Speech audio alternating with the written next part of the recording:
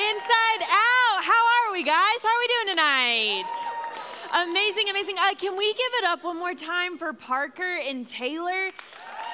That was absolutely incredible. I am so proud of both of you. I don't even know if you're back in this room yet, but I'm so proud of both of you. It is so cool to get to hear you share your stories and the courage to get up in front of everyone here and publicly share that live is incredible. So it has already been the best of the best night. Baptism guests, I'm so glad that you're here too. And for those of you that I have not had the chance to meet yet, my name is Ashlyn, and I'm super pumped to be with you guys. Because Brownsbridge Inside Out is such an incredibly special place to be because you guys are some of the most incredible high school students that I have ever met. And we're in this series called Friendship, and I'm sure that you can agree with that statement that I said because you're friends with each other in this room.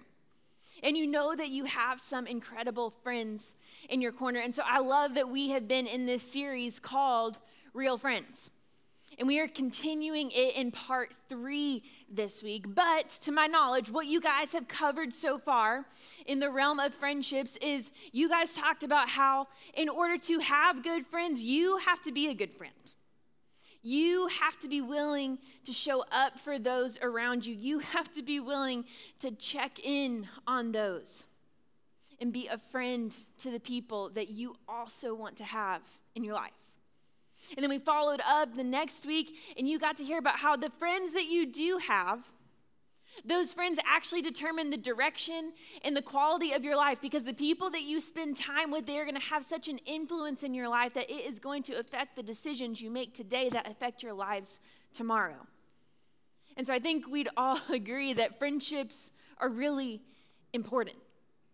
But if anything I've learned in my whole 27 years of experience is that something that makes a great friendship and something that keeps a friendship great is great communication. Yes, and I'm sure we're all perfect in this category. We've never had a miscommunication in our entire life. No, like we've never had a friendship issue or problem or maybe a relationship end over that. No, couldn't be us. We can pack them and go home now. No, you're sitting here like, no, that happens all the time to me. Like that is the sole reason that most of the time we have an issue in our friendships is there was a misunderstanding, there was a miscommunication. It's kind of how life works sometimes. And I'm definitely in that category, specifically in the relationship category. And so this is a safe space, right? Right, yeah. So to be vulnerable and transparent with you, I had one of the most unfortunate experiences with a miscommunication, probably around, I guess it was like 4 or 5 years ago now. And it was with an ex of mine. We had been dating for about 10 months. Now, keep in mind, I'm 27, so this is post-college. This is when you know things are supposed to be pretty serious. Like, you're dating for 10 months, and I had finally worked up the courage to tell this guy that I loved him. So, I know, big deal. So, we go on a date the day before Christmas Eve. We're out at a nice Italian dinner. I'm from Greenville, South Carolina, and so I was out in Greenville, cute downtown, love that place. So, we're out to dinner. And I finally get the courage, and I'm like, hey, like, I love you. Only to be met with, I don't think I even like you. And I was like, oh, my goodness. Like, talk about a gut punch. You know, I'm okay now, though. My counselor's been profiting for the last 5 years because of this moment. But in that moment, I realized thank you so much for the support. I realized we had had a major miscommunication probably in the whole entire 10 months that we had been dating. Somewhere along the way, I wasn't communicating clearly with him. He wasn't communicating clearly with me. And so there was this gap left in our communication. And in that gap, I started to believe one thing and he started to believe another. And so we ended up on 2 completely different pages, where I wanted to marry him and he wanted to break up with me. Unfortunate. But I think this happens so often in life because the truth is when a gap is left in communication, naturally assumptions grow. In the particular case with me and my now ex, I was making pretty positive assumptions. They're like, yeah, hey, he's into this. Like, this is going to be a long-term relationship. Like, we're going to get married and have a house and a dog and children, whatever, someday. I had made those assumptions. But for him, on the other side of it, he had made completely different assumptions about me that led him to not want to be in a relationship with me. And so sometimes these assumptions can look like lies that we believe. Other times, these assumptions can look like insecurities that we may have that begin to fester when there's a gap left in our communication with someone. There's resentment that can grow in this gap when an assumption is there, because maybe you are assuming that this person is out to get you, or they don't understand you, and so you begin to become bitter, and this resentment begins to form, and it begins to overtake your life. Or you fill in the blank. You think of a time when there has been a gap in communication in a friendship or a relationship, and inevitably, because there's a space, there's something is going to fill it, and most of the time, it's not trust. It's something else. And when that begins to happen, that is what tears our friendships and our relationships apart. And so as we're in this series on real friends, and we've learned about the value of being a good friend and the value of having good friends, it brings us to this question of, how do we keep those good friends? And if this is the reality of when there is a gap left that assumptions grow, how do we navigate this? What I also know to be true is that we happen to live in a very fast-paced world that can bring a lot of pressure on our lives, where the things that are expected of us become particularly overwhelming. And when we're in this pressure cooker of a society, it can be so easy to let this happen constantly. Because we're thinking about what's expected of us. We're thinking about the next thing that we have to do. We're thinking about even who we want to be. And we become so focused on ourselves that we tend to leave these gaps. And most of the time, it happens with the people closest to us. Because we're like, hey, I got enough going on right now. And my best friend or my family member, my sibling, we have been in a friendship and a relationship for so long now that they don't really need me to show up. They don't need me to voice that I'm grateful for them.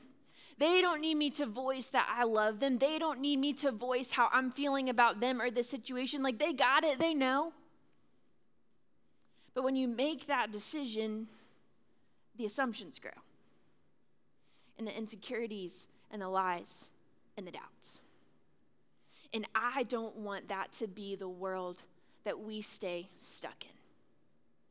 And so tonight we are going to be looking in the book of Proverbs, and we are going to look at a solution to help combat this. A solution that will give us advice on how to approach our friendships and our relationships. And I love this book of Proverbs. It's written by a guy named Solomon, who was David's son. He was the king after David. And there came a point in Solomon's life where God asked him, hey, you can make a request for anything in this world that you want, and I will give it to you. What will it be? And Solomon's better than I. I would ask for more money, maybe a superpower to travel, like so many different things. But no, Solomon's standing here and he's like, hey, I am a new king, and I want to govern these people well, and so I'm going to ask for wisdom. So he asks God for all the wisdom in the world, and God gives it to him.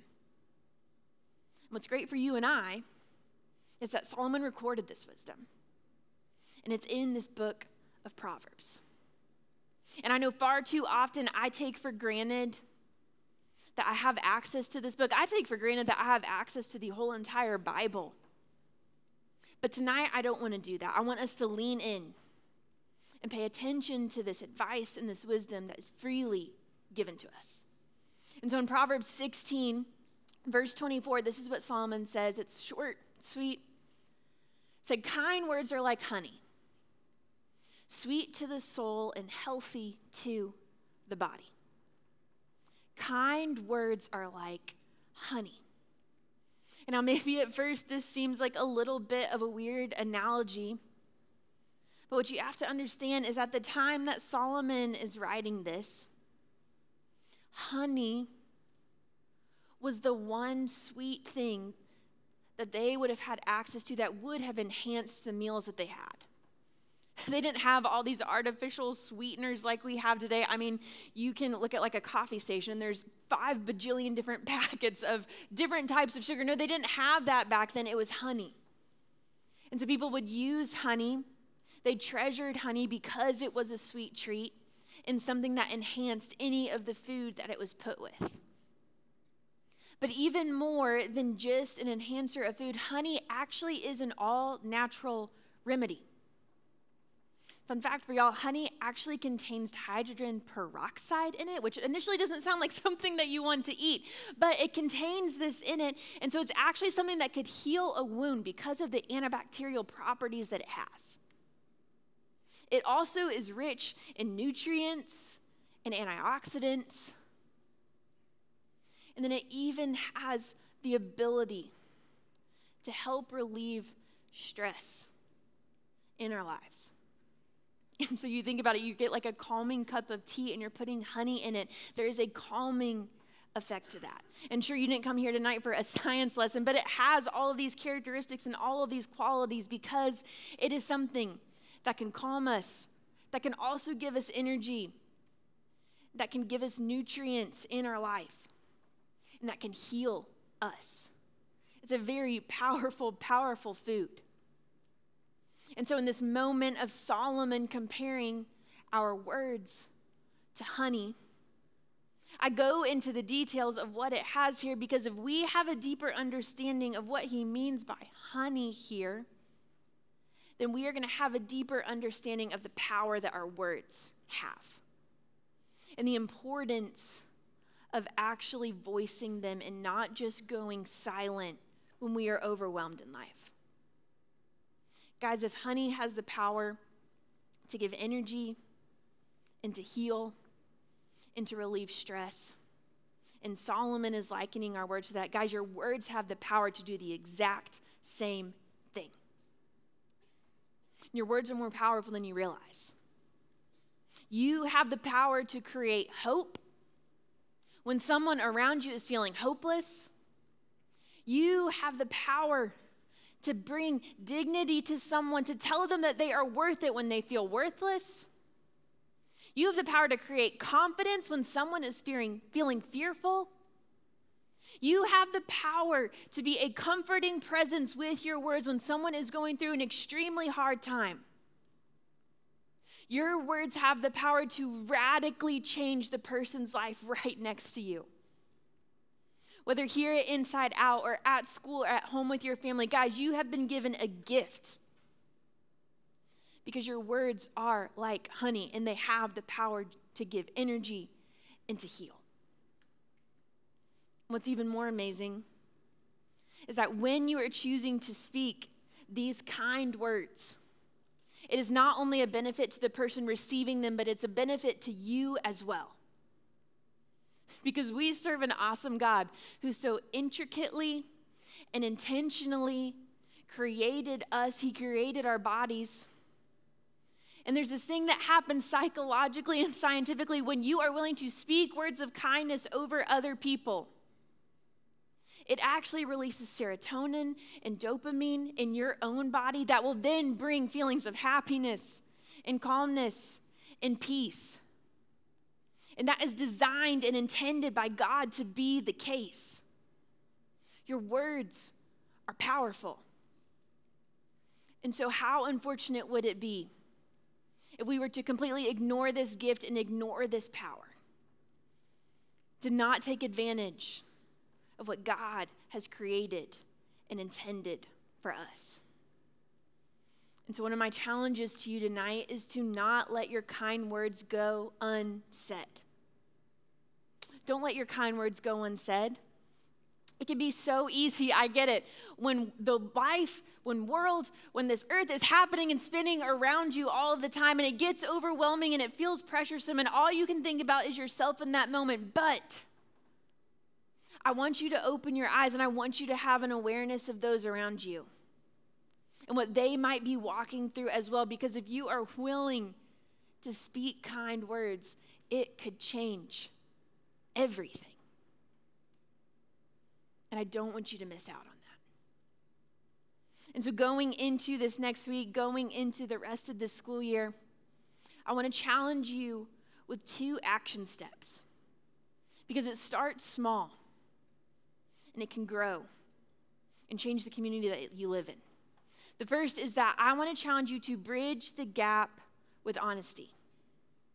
That gap in communication that we talked about, where if you're not careful, assumptions will grow, insecurities will grow, lies will grow. I want you to start by bridging that gap with honesty. And I don't know who needs to hear this tonight, guys, but honesty is kindness. Clarity is kindness. So if you put on a facade for someone else, that is actually unkind, even if you think it is better to do because you're scared about being honest with that person. I promise you this is the better way to go each and every time. And your relationships and your friendships will be much better in the long run. And then the second thing I want you to do is I want you to begin to bridge that gap with encouragement. Encouragement. If it comes to mind as you are going throughout the halls at school or here at Inside Out and you're like, hey, I like what that person's wearing, tell them. Or hey, I'm impressed by what that person did, tell them. I'm grateful for who that person is to me, tell them. I believe in that person. I believe that they have the ability to do amazing things, then tell them. It can be so easy to stay in our own little world, and it can be also easy to just feel uncomfortable and a little awkward. But I promise you, no one is going to be mad at you or upset with you because you're offering encouragement to them. No, maybe in that moment it might be a bit of an awkward interaction, but that person that you are willing to speak kind and uplifting words to, they are going to walk away a better person because of you. And if every single one of us in this room were willing to take on this challenge, then we could radically change the culture of Inside Out, the culture of Forsyth County, the culture of the world around us. Because there's power in your words, and there's power in being honest and being encouraging. And so tonight, I'm really excited about this, and I'm not even going to be in the room with you. But you're going to get to put this into practice during small group. And the exercise may seem a little weird or uncomfortable, but I'm going to encourage you to lean into it because you're going to walk away tonight so grateful and so thankful that you did. You're going to have the opportunity in small group to go around and encourage and affirm the other people in your group. And I want you to genuinely do this. I want you to be vulnerable in doing this. To not hold back when you're doing this because your words are powerful. And they have the ability to give energy and life and healing. And so don't skip past this tonight. So let me pray for us, and then I'll dismiss y'all. God, I thank you so much for this day. I thank you so much for every single student in this room. And I thank you that they chose to be here at Inside Out tonight. God, I thank you for this simple truth, that our words really are like honey, and our words are powerful, and they have the ability to change lives, both others and our own. And so I ask just that as you have affirmed us and you have shown us that you love us and are there for us, that you would give us the courage and the ability to show that to other people. God, I'm so excited for these students to go to small group tonight. I ask that you would give them the courage to lean in and participate. And I'm so thankful for who you are to us and how much you love us. In your name I pray. Amen.